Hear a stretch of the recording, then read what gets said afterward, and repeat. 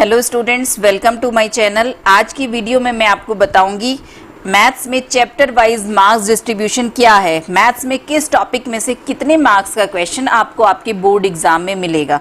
साथ ही डिस्कस करेंगे कि सभी सब्जेक्ट में फुल सिलेबस क्या है बोर्ड एग्जाम्स के लिए। तो चलिए आइए स्टार्ट करते हैं वीडियो। स्टूडेंट्स, क्या आपको मालूम है कि आपके बोर्ड एग्जाम का जो क्वेश्चन पेपर आता है वो कितने मार्क्स का आता है? I think you will give me answer 80, लेकिन 80 मार्क्स का क्वेश्चन पेपर नहीं होता है। आपका क्वेश्चन पेपर होता है 110 मार्क्स का। अब कैसे 110 मार्क्स का होता है ये जानने के लिए आप मेरी वीडियो एंड तक देखिए। चलिए मार्क्स डिस्ट्रीब्यूशन स्टार्ट करते हैं मैथ्स में। तो आपकी जो यूनिट 1 है कमर्शियल मैथमेटिक्स, इस यूनिट की जो वेटेज है बोर्ड एग्जाम में वो है 10 मार्क्स। आपको इस यूनिट में से 10 मार्क्स का क्वेश्चंस मिलेंगे आपके बोर्ड एग्जाम्स के पेपर में। चैप्टर 1 जो जीएसटी का चैप्टर है उसमें से लगभग 4 मार्क्स का क्वेश्चन आपको आपके बोर्ड एग्जाम में मिलेगा। सेकंड चैप्टर बैंकिंग, इसमें से आपको 3 मार्क्स का क्वेश्चन मिलेगा। और third chapter shares and dividends, इसमें से भी लगभग 3 मार्क्स का क्वेश्चन आपको एग्जाम में मिलेगा। तो इस तरीके से इस यूनिट की वेटेज बनती है 10 मार्क्स। सेकेंड यूनिट अलजेब्रा की यूनिट है, काफ़ी बड़ी यूनिट है और काफ़ी टॉपिक्स कवर करती है। इसकी जो वेटेज है आपके बोर्ड एग्जाम में वो है 35 मार्क्स। इस पूरी यूनिट में से आपको 35 मार्क्स का मिलेगा अपने एग्जाम में। चैप्टर नंबर 4 लीनियर इन इक्वेशंस, इसमें से 3 या 4 मार्क्स का क्वेश्चन आपको मिलेगा। चैप्टर 5 क्वाड्रेटिक इक्वेशन, इसमें से भी 3 मार्क्स का क्वेश्चन आपको मिलेगा आपके क्वेश्चन पेपर में। चैप्टर 6 क्वाड्रेटिक इक्वेशंस की एप्लीकेशंस, इसमें से भी आपको 3 या 4 मार्क्स का क्वेश्चन आपके एग्जाम में मिलेगा। चैप्टर नंबर 7 है रेशो एंड प्रपोर्शन, इसमें से आपको लगभग 6 मार्क्स का क्वेश्चन आपके एग्जाम में मिलेगा। Chapter number 6 remainder and factor theorem, इसमें से लगभग 6 मार्क्स का क्वेश्चन आपको मिलेगा। मैट्रिसेस बहुत ही इजी टॉपिक है और आपको 6 मार्क्स का क्वेश्चन आपके क्वेश्चन पेपर में मिलेगा, बहुत ही सॉलिड टॉपिक है। Chapter number 10 arithmetic progression and chapter number 11 geometric progression, इन दोनों प्रोग्रेशंस में से मिलाकर के 7 मार्क्स का क्वेश्चन आपको आपके एग्जाम में मिलेगा। और कुछ इस टाइप से डिस्ट्रीब्यूशन रहता है कि हो सकता है एपी में से आपको 3 मार्क्स का मिल जाए और जीपी में से 4 मार्क्स का, या फिर एपी में से 4 मार्क्स का मिल जाए और जीपी में से 3 मार्क्स का। टोटल 7 मार्क्स का लगभग प्रोग्रेशंस में से आपको क्वेश्चन मिलेगा। नेक्स्ट यूनिट देखते हैं, यूनिट 3 कोऑर्डिनेट ज्योमेट्री, इसकी जो वेटेज है ये लगभग 14 मार्क्स की है। आपके क्वेश्चन पेपर में 14 मार्क्स ये यूनिट कवर करती है। फर्स्ट चैप्टर है इसका चैप्टर नंबर 12 रिफ्लेक्शन, इसमें से 4 मार्क्स का क्वेश्चन आपको मिलेगा। Chapter 13 section and mid point formula, इसमें से आपको 4 मार्क्स का क्वेश्चन आपके पेपर में मिलेगा। और chapter number 14 equation of a line, इसमें से 6 मार्क्स का मिलेगा। और इस तरीके से टोटल 14 मार्क्स आपके इस यूनिट से कवर अप होंगे। नेक्स्ट यूनिट 4 ज्योमेट्री की जो यूनिट है इसकी वेटेज बैठती है आपके एग्जाम में 20 मार्क्स की।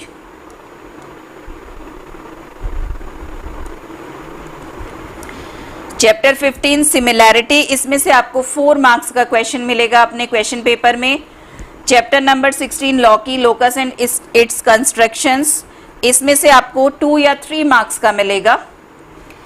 नेक्स्ट चैप्टर सर्कल्स, इसमें से आपको 6 मार्क्स का लगभग क्वेश्चन मिलेगा अपने क्वेश्चन पेपर में।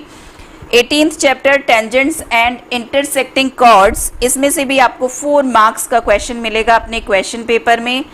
Next chapter constructions of circles, इसमें से आपको लगभग 4 मार्क्स का क्वेश्चन आपके क्वेश्चन पेपर में मिलेगा।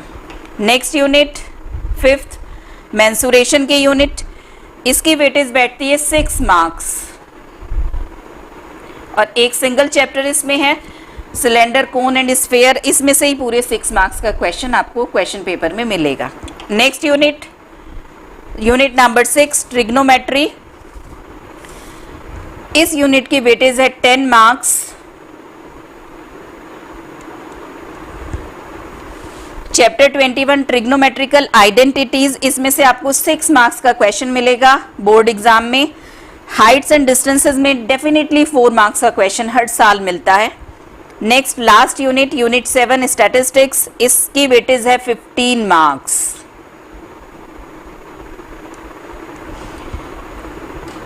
इसमें चैप्टर 23 ग्राफिकल रिप्रेजेंटेशन, ये एक बेस तैयार करता है चैप्टर 24 के लिए, मेजर्स ऑफ सेंट्रल टेंडेंसी।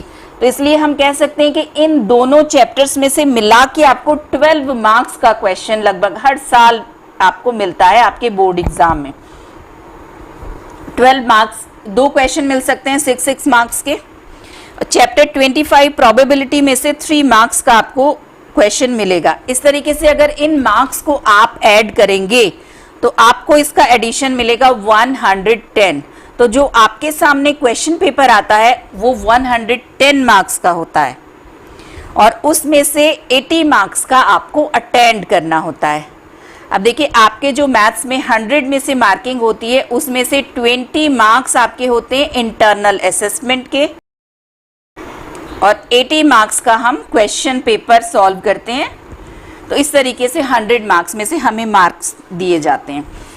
अब देखिए, सिलेबस को लेकर के भी स्टूडेंट्स के मन में बहुत सारे कंफ्यूजन है, लेकिन मैं आपको सजेस्ट करूंगी अगर आप CISE की ऑफिशियल वेबसाइट पर जाएं और वहां पर आप 2022 का सिलेबस चेक करें किसी भी सब्जेक्ट में, तो आपको वहां पे फुल डिटेल सिलेबस मिलेगा और उसमें कहीं भी कोई भी टॉपिक किसी भी सब्जेक्ट में रिड्यूस्ड नहीं है।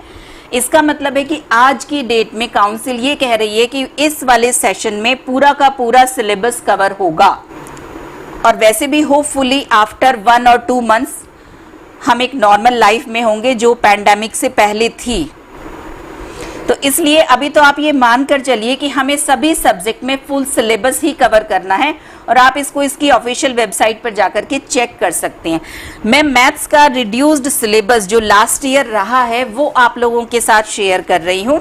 आइए देखते हैं कि लास्ट ईयर कौन से टॉपिक थे जो हमारे सिलेबस में से रिड्यूस किए गए थे ड्यू टू पैंडेमिक। तो देखिए, यूनिट 1 जो है हमारी कमर्शियल मैथमेटिक्स, इसमें जो ये 3rd चैप्टर है शेयर्स एंड डिविडेंड, ये डिलीटेड था last year. Second unit algebra की जो यूनिट थी, इसमें ये जो लास्ट चैप्टर है चैप्टर नंबर 11 ज्योमेट्रिक प्रोग्रेशन, ये हमारा डिलीटेड था। इसके साथ ही 7th चैप्टर जो है रेशियो एंड प्रोपोर्शन, इसकी जो एप्लीकेशंस हैं लास्ट की एक्सरसाइज में वो डिलीटेड थी।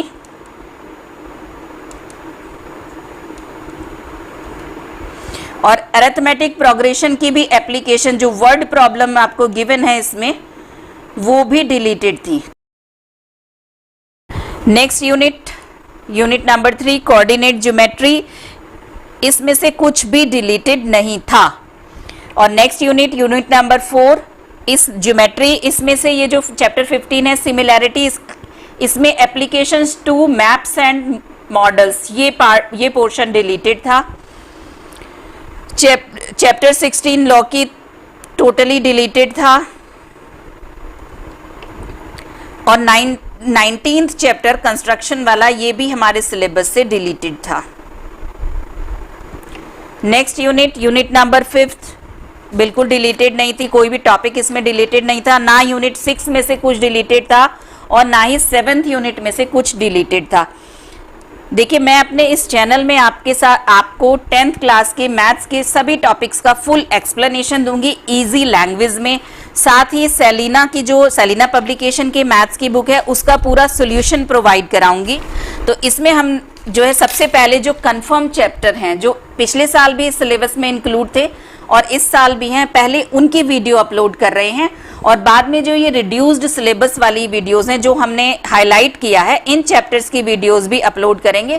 तब तक हो सकता है कि अगर ड्यू टू पैंडेमिक कुछ रिडक्शन होगा सिलेबस में तो उसका भी नोटिफिकेशन काउंसिल की तरफ से आ जाएगा। साथ ही मैं आपको बता देना चाहूँगी कि हम अपने इस चैनल पर क्लास 11th मैथ्स के लिए भी वीडियोज़ अपलोड करने वाले हैं।